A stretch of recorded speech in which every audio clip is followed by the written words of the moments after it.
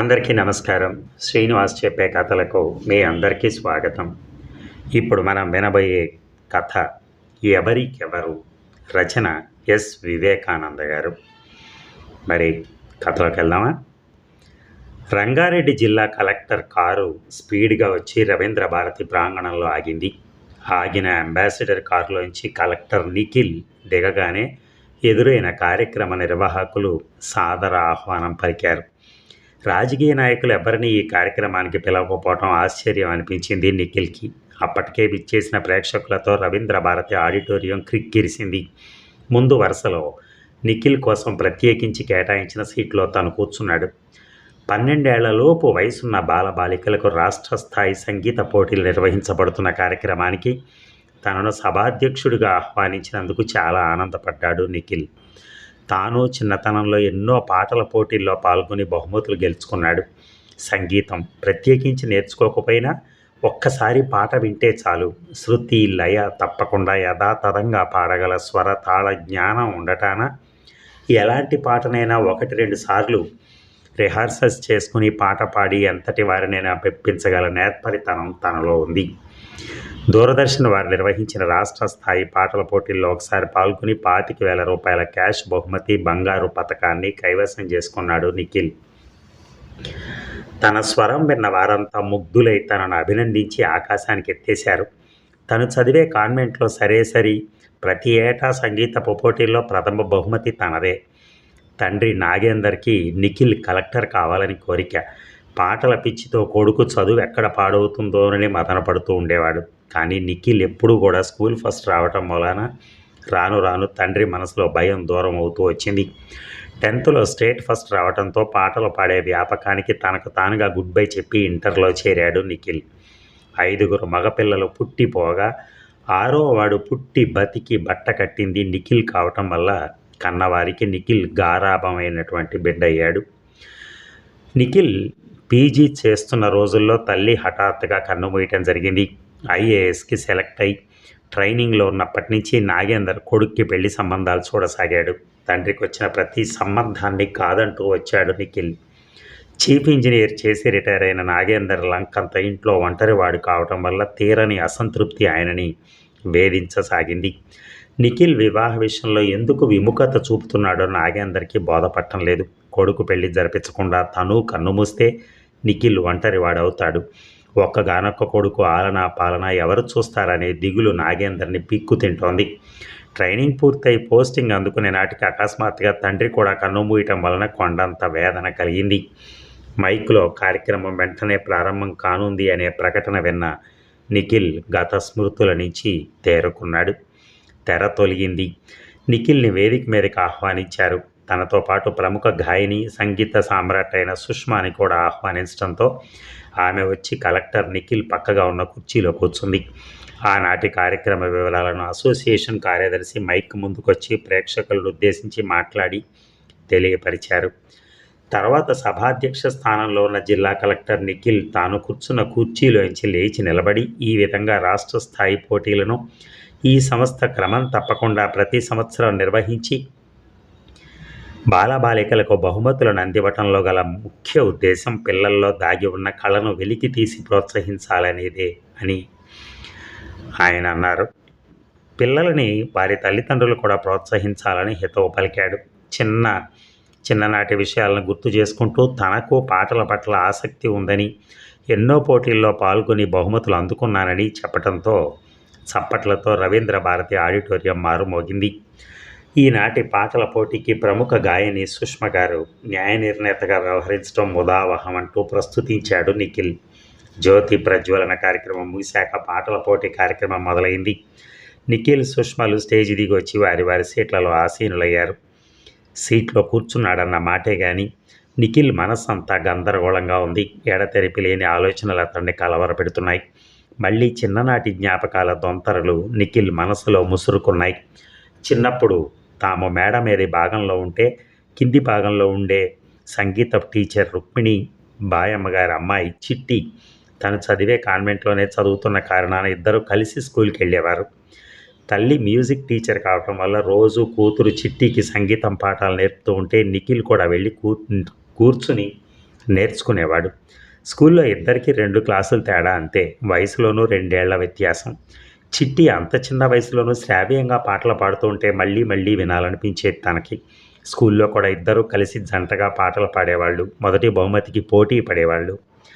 చిట్టి అంటే తనకెంతో అభిమానం. ఇద్దరి అభిరుచులు ఒకటే. ఇరువురు చదువులో ఫస్టే. తనతో అన్యోన్యంగా మెలిగే చిట్టి స్నేహాన్ని తానెన్నటికీ మర్చిపోలేడు. చిట్టి ఎప్పుడూ తనకు తోడుగా తన వెంటే ఉండాలని కోరుకునేవాడు. ఒక్కరోజు ఏ కారణం చేతనైనా చిట్టి కనపడకపోతే తన మనసులో ఏదో వెలితి, అర్థం కాని దిగులు చోటు చేసుకునేది. ఒకసారి పాల్గొన్న పాటల పోటీలో మొదటి బహుమతి ఇద్దరికీ చెరిసగం పంచిచ్చారు. ఇద్దరికీ మార్కులు సరిసమానంగా వచ్చాయి కాబట్టి బంగారు పతకాలు, క్యాష్ ప్రైజ్ మనీ అందుకున్న క్షణాన ఇద్దరూ కౌగిలించుకున్నారు. ఒకరినొకరు ముద్దాడుకున్నారు. వీరిద్దరి అన్యోన్యతకు నిర్వాహకులు, న్యాయ నిర్ణేతలు నివ్వెరపోయినా వారి ఆశీస్సులు అందించారు వారికి. చిట్టి పట్ల తెలియని మమత, ఆప్యాయత నిఖిల్ పసి మనసులో బలీయంగా పీఠం వేసుకున్నాయి. తాను పెద్దయ్యాక చిట్టి లాంటి పిల్లనే పెళ్లి చేసుకోవాలనుకున్నాడు. చిట్టి లాంటిది కాదు, తప్పక చిట్టినే పెళ్ళాడాలని నిశ్చయించుకున్నాడు నిఖిల్. 10th రిజల్ట్స్ వచ్చాక డాడీకి ట్రాన్స్ఫర్ అయిన కారణాన తాను వేరే ఊరు వెళ్ళవలసి వచ్చింది. అప్పటి నుంచి ఎన్నిసార్లు చిట్టి జ్ఞాపకానికి వచ్చినా కలవగల అవకాశం లేకపోయింది. ఆ తర్వాత చదువులో శ్రద్ధ చూపాల్సిన అవసరంతో మనసంతా స్టడీస్ మీద లగ్నమైంది. అయినా తాను చిట్టిని మర్చిపోలేదు, పోలేడు కూడా. ఎప్పటికైనా చిట్టిని కలవగలననే ఆశ నిఖిల్ మనసులో బలంగా పీఠం వేసుకుంది. ఆ కారణంగానే తన పెళ్లి పోస్ట్ పోన్ చేస్తూ వచ్చాడు. ఈ రహస్యం బయటికి ఎవరికీ చెప్పకుండా మనసులోనే గుప్తంగా దాచుకున్నాడు ఇన్నాళ్ళు. పాటల పోటీ ముగిసిందంటూ తర్వాత కార్యక్రమం వెంటనే ప్రారంభమవుతుందని అనౌన్స్మెంట్ రాగానే గత స్మృతుల నుంచి తెప్పరిల్లుకున్న నిఖిల్ ప్రస్తుతంలోకి వచ్చాడు. మరలా వేదిక మీదకి నిఖిల్, సుష్మా గారులను ఆహ్వానించడం జరిగింది. ఎన్నో కార్యక్రమాలు ఉన్నప్పటికీ మా అభ్యర్థన మన్నించి సుష్మా గారు న్యాయ నిర్ణేతగా వ్యవహరించడానికి ఈ పాటల పోటీకి విచ్చేయటం మాకు మహదానందంగా ఉంది. పోటీలో పాల్గొన్న బాలబాలికల్లో బహుమతి గ్రహీతలు ఎవరో అనౌన్స్ చేయడానికి ముందుగా ఉడతా భక్తిగా ప్రముఖ గాయని సుష్మా గారికి సన్మాన కార్యక్రమం ప్రారంభమవుతుంది. అసోసియేషన్ కార్యదర్శి మైక్లో అనౌన్స్ చేయడం జరిగింది. సుష్మకు సన్మానం నిఖిల్ చేతుల మీదుగా జరగన ఆరంభమైంది. ఆమె నుదుటిన తిలకం దిద్ది, గంధం చెంపలకు రాసి, పన్నీరు చల్లి, శాలువా కప్పి, మెడలో దండ నిఖిల్ వేస్తూ ఉండగా చప్పట్లతో హాలు ప్రతిధ్వనించింది. కార్యక్రమం ముగిశాక నిఖిల్, సుష్మలు వేదిక దిగి తమకు కేటాయించిన సీట్లలో పక్కపక్కగా ఆసీనులయ్యారు. సుష్మ గురించి తెలుసుకుని ఆమెను స్వయంగా తన చేతులతో సన్మానిస్తున్న క్షణాల్లో ఆమె చిన్ననాటి మిత్రురాలు చిట్టి అయి ఉంటుంది అని అనిపించింది నిఖిల్కి. చిట్టి కూడా ఇప్పటికీ ఇంతగా సుష్మలా ఎదిగుండాలి, సుష్మల ప్రముఖ గాయనీమణి అయి ఉండాలి, పేరు ప్రఖ్యాతులు ఆర్జించి ఉండాలనిపించింది. సుష్మ తప్పక చిట్టి అయి ఉంటుంది. ఎప్పుడో కొన్నేళ్ల క్రితం కలుసుకుని చదువుకున్న తాము ఇన్నేళ్ల తర్వాత ఒకరినొకరు గుర్తించుకోలేకపోతున్నామేమో అనిపించింది నిఖిల్కి. బహుమతి ప్రదానం ముగిసేలోపు సుష్మను తన బంగళాకు డిన్నర్కి రావాల్సిందిగా కోరాడు నిఖిల్. కలెక్టర్ హోదాలో ఉన్న నిఖిల్ కోరికను కాదనలేకపోయింది. కార్యక్రమం ముగిశాక నిఖిల్, సుష్మలు ఇద్దరు అంబాసిడర్ కారులో కలెక్టర్ బంగళా చేరుకున్నారు. ఇరువురు బంగళాలోకి నడిచారు. కమాన్, అలా కూర్చోండి, నేను డ్రెస్ చేంజ్ చేసుకుని వస్తాను. ఈలోపుగా గోడకు వేలాడే ఫోటోలను తిలకిస్తూ మౌనంగా ఉండిపోయింది సుష్మ. ముఖ్యమంత్రితో దిగినవి, మొక్కలు నాటే కార్యక్రమంలో తీసినవి, అభినందన పత్రాలు, వాటిపైన 25,000 రూపాయల చెక్, జిరాక్స్ కాపీ ఫ్రేమ్తో గోడకు వేలాడుతూ ఉండడం చూసి నివ్వెరపోయింది. ఇంతలో నైట్ డ్రెస్లో అక్కడికి వచ్చి నిఖిల్ ఆ ఫోటో చూస్తుంటే మీకేం గుర్తుకు రావట్లేదా అంటూ అడిగాడు. గుర్తుకు రావటం లేదనే భావనతో తల అడ్డంగా ఆడించింది సుష్మ. ఇంకా గతం గుర్తు రానందుకు ఫీల్ అయ్యాడు నిఖిల్. మీ పేరు చిట్టి కాదు? సూటిగా ప్రశ్నించాడు. నో, కాదు సుష్మ. అది మీ అసలు పేరు కాదు, కానీ ముద్దు పేరుతో చిన్నప్పుడు మీ ఇంట్లో అందరూ, నేను కూడా చిట్టి అని పిలిచేవారం, గుర్తులేదా? మర్చిపోయారా? సుష్మ కళ్ళల్లోకి తీవ్రంగా చూస్తూ అన్నాడు. ఇంతలో కుక్ వచ్చి, సార్ భోజనం వడ్డించమంటారా అని అడిగాడు. నువ్వు కిచెన్లో పని చూసుకుని వెళ్ళి పడుకో, మేము వడ్డించుకుంటాం చెప్పాడు నిఖిల్. సార్, పదార్థాలన్నీ డైనింగ్ టేబుల్ మీద పెట్టానని చెప్పి లోపలికి నడిచాడు కుక్. కమాన్ అనేసి ఇద్దరు డైనింగ్ టేబుల్ వైపు నడిచారు. ఎదురెదురు సీట్లలో కూర్చుని వడ్డించుకోవటంలో నిమగ్నమయ్యారు. నేను మీ మమ్మీ ఆశించిన విధంగా నువ్వు ప్రముఖ గాయనివైనందుకు నాకే ఆనందంగా ఉంది చిట్టి. తనను చిట్టి అన్నందుకు ఈసారి నిఖిల్ని వారించదలుచుకోలేదు సుష్మ. మనం కలుసుకోవటం యాదృచ్ఛికమే అయినా నాకెంతో సంబరంగా, తృప్తిగా, హాయిగా ఉంది. చిట్టి అని. పదే పదే తనను చిట్టి అని సంబోధించడంలో గల కారణం ఏమై ఉంటుందా అని ఆలోచించినా సుష్మకు అంతు చిక్కలేదు. బై ది బై, ఇందాక ఆ జిరాక్స్ కాపీ చెక్కున్న ఫోటో ఎక్కడిదని అడిగావు కదా! గతం నువ్వు మరిచిన ఆ మధురమైన స్మృతి నా మనోఫలకంపై చెరగని ముద్ర వేసుకుంది. ఎంచేతో చెప్పనా? ఐ మీన్ గుర్తు చేయనా? పోటీలో పాల్గొన్న మనిద్దరికీ మార్కులు సమానంగా వచ్చాయి.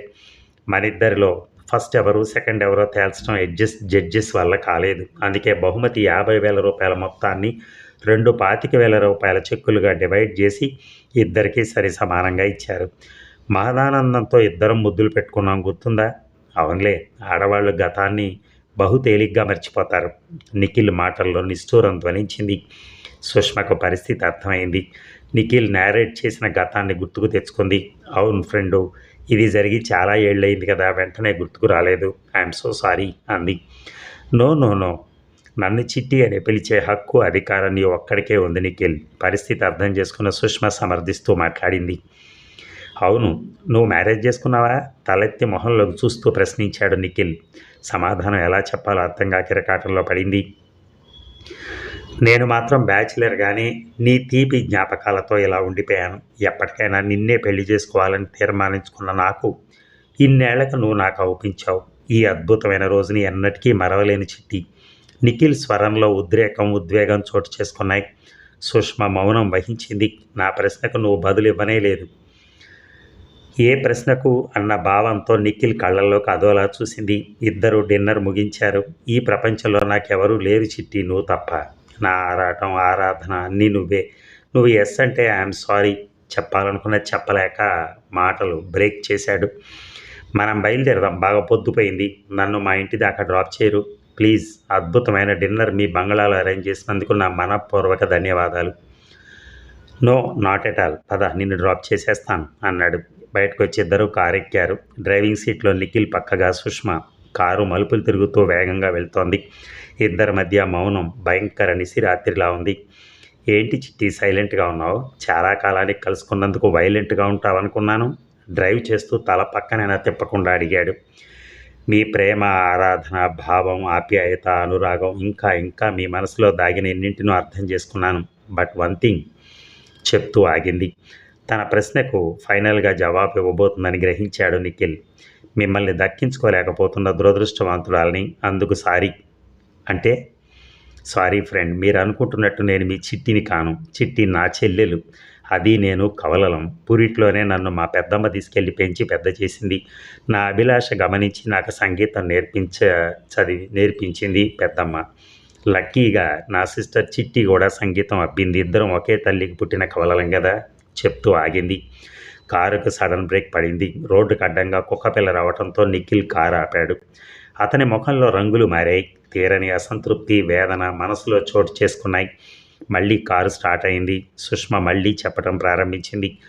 నా చిట్టి మీకు అత్యంత ఆత్మీయురాలనే నిజాన్ని గ్రహించాను. ఆమెనే ఆరాధిస్తూ ఆమె కోసమే మీ జీవితాన్ని ఒంటరి చేసుకున్నారని తెలుసుకున్నాను. ఏం చెప్పను. నా చెల్లెలు చిట్టి BA ఫైనల్ ఇయర్ ఎగ్జామ్ రాసి ఇంటికొస్తూ ఉండగా లారీ యాక్సిడెంట్కి గురై కన్ను మూసింది. విధి వక్రించింది. దాని జీవితం అలా అర్థాంతరంగా ముగిసినందుకు మేమంతా ఎంతో బాధపడ్డాం. ఇద్దరం ఒకే పోలికలో ఉన్నవాళ్ళం గనక నన్ను మీ ఫ్రెండ్ చిట్టి అనుకుని భ్రమించారు. కారు ఆపండి, అదే మా బంగళా. నా భర్త లీడింగ్ డాక్టర్. అవకాశం ఉన్నప్పుడు మళ్ళీ కలుద్దాం అని బాయ్ చెప్పి కారు దిగి బంగళా గేట్ తీసుకుని లోనికి వెళ్ళింది సుష్మ. అశ్రుపూరిత నయనాలు తుడుచుకుని బరువెక్కిన గుండెతో వెనక్కి తిరిగాడు నిఖిల్.